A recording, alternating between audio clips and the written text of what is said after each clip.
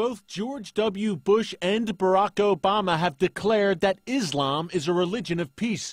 Anjum Chaudry begs to differ. You can't say that Islam is a religion of peace, because Islam, it does not mean peace. Islam is, means Islam submission. So the Muslim is the one who submits. You know, there's a place for violence in Islam. There's a place for jihad in Islam. Chaudry is the leader of Islam for UK, a group recently banned in Britain under the country's counter-terrorism laws. He wants Islamic Sharia law to rule the United Kingdom and is working to make that dream a reality.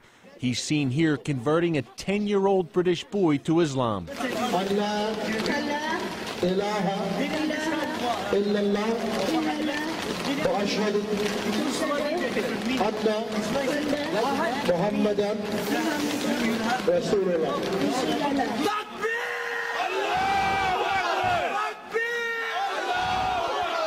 Islamic radicals in the United States are usually pretty savvy. They wear suits and ties. They speak, at least publicly, in moderate tones. But here in London, it's often a different story. Anjum Chaudry has praised the 9/11 hijackers and called for the execution of Pope Benedict.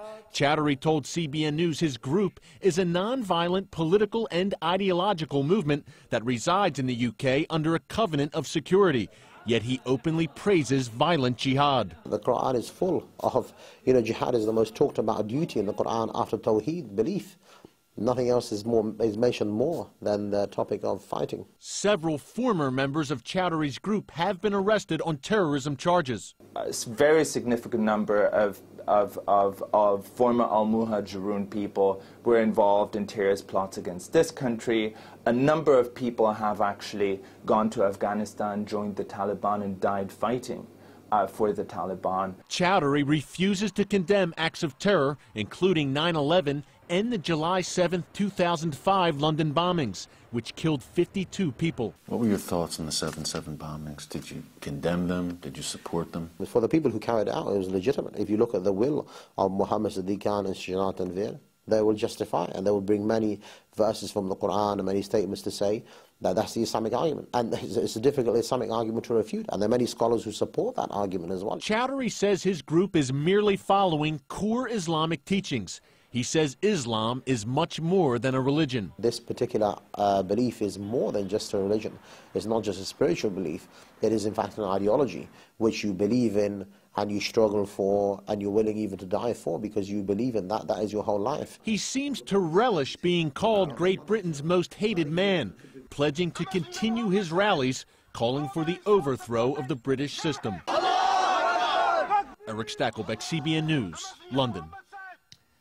Eric is with us now. And Eric, how does Chaudry's opinions, or how do his opinions differ from what would be considered the more moderate Muslim? Well, Pat, one word: honesty. Anjum Chaudry tells you exactly what he thinks, exactly what he feels.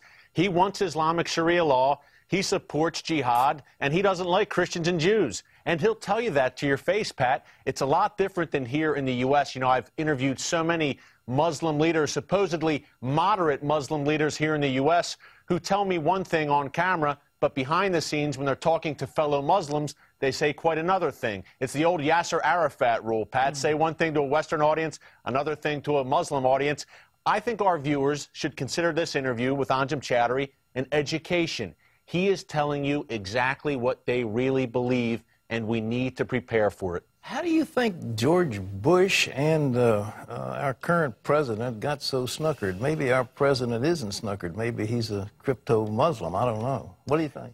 You know, Pat, it's tough to say. I think honestly, there's just an ignorance about Islam. If you look back to the Cold War, you look back to the 1980s, Ronald Reagan was a guy who devoured everything he could get his hands on about communism, Marxism, Stalinism, the Soviet Union. He knew the enemy. I think our political leaders today, Pat, on both sides of the aisle are completely ignorant about Islam. We had a Democratic leader just 3 years ago who didn't know the difference between Shia and Sunni. And this was a guy sitting on an Intel committee, Pat. So there's ignorance across the board.